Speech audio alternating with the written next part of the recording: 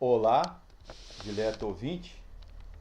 Meu nome é Fabrício Barreto Gonçalves, sou bacharel em teologia, formação em ensino religioso.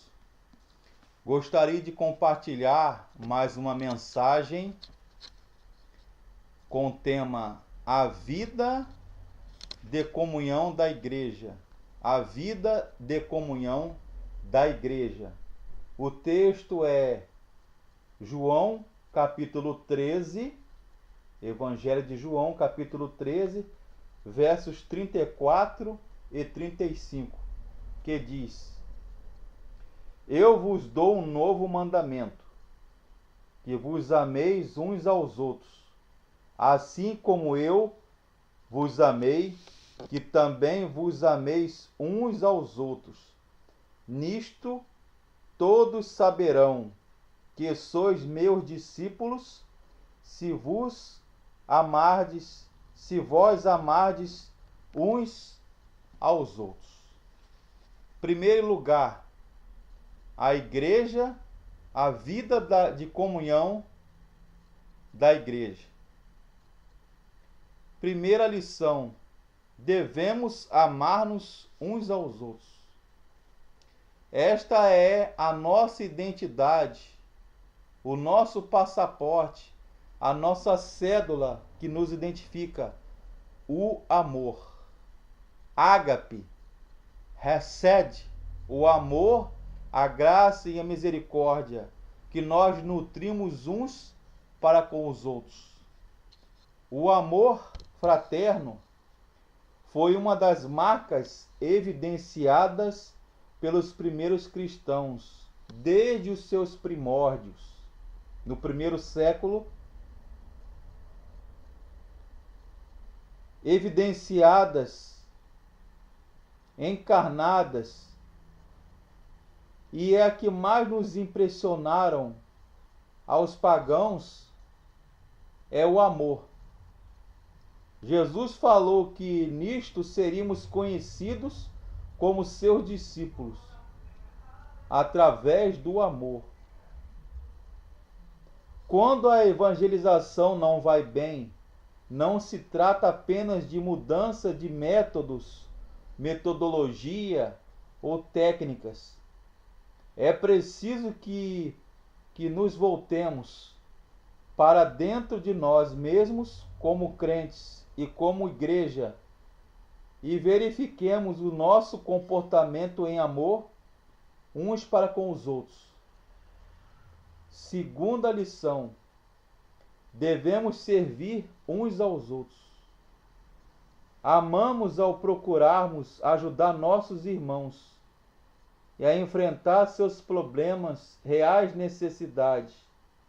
De que forma vamos aprender a estreitar esses laços de amor e de amizade se nós não temos interesses nos próprios irmãos da igreja? Acerca dos problemas de nossos irmãos, a não ser que construamos o ambiente e contexto no qual os crentes, os irmãos, passam a compartilhar sua vida, suas necessidades e seus problemas. Terceira lição, devemos perdoar-nos uns aos outros.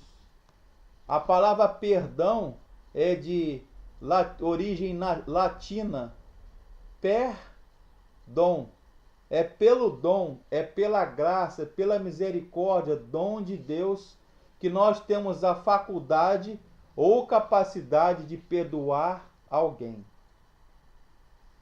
A igreja deve ser comparada a um hospital espiritual, para amar os enfermos, amar aqueles que adentram a igreja, o hospital espiritual, e amar e perdoar mutualmente uns aos outros, e não rechaçá-los.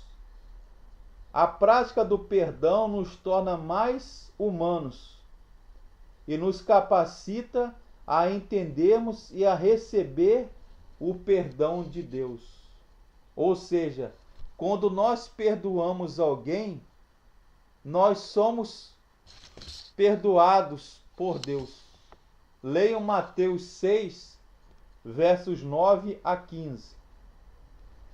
Quarta lição: devemos confessar os nossos pecados uns aos outros. Em oposição à doutrina tradicional do catolicismo romano, onde a confissão é feita a um sacerdote, um padre, que confere a absolvição ou perdão dos pecados, os crentes, os evangélicos, enfatizam que o padrão bíblico adequado é a confissão mútua. Um crente pode confessar sua falta, suas necessidades, compartilhar algo com outro irmão sem prejuízo, desde que aquele irmão seja confiável e seja do Senhor.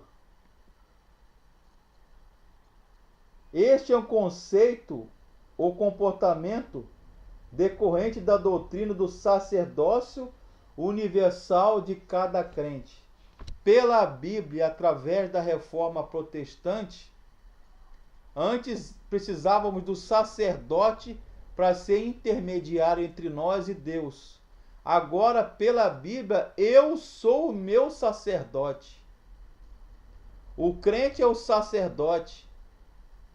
Eu posso interceder pelo meu irmão. Meu irmão pode interceder por mim a Deus.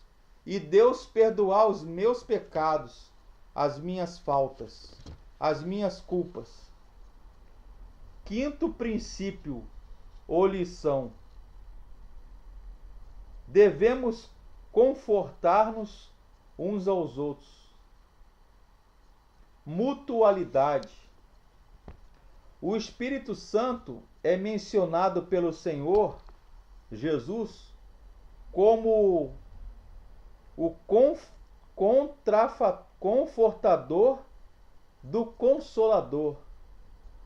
Uma atitude de conforto e consolo de nossa parte é um sinal da presença, da atuação do Espírito Santo em nós. Paulo fala da consolação que devemos dar uns aos outros.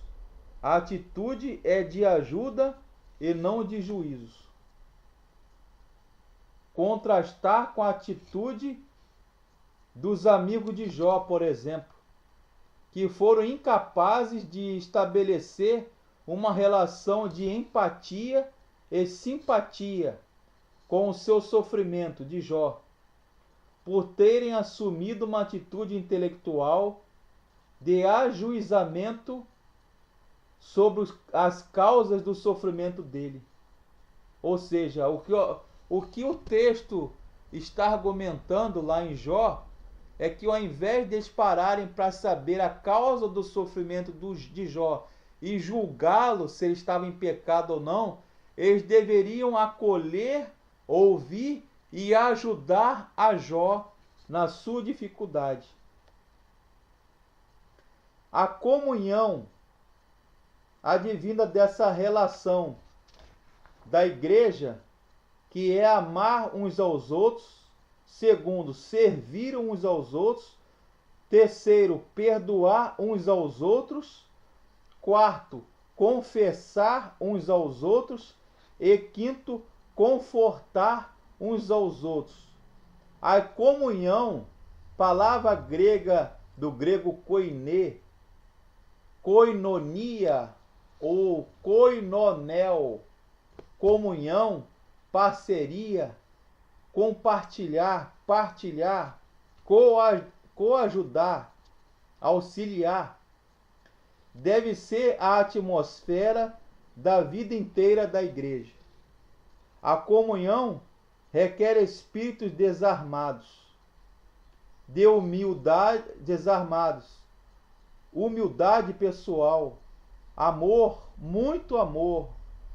Requer que demonstremos efetivamente o fruto do Espírito na nossa vida.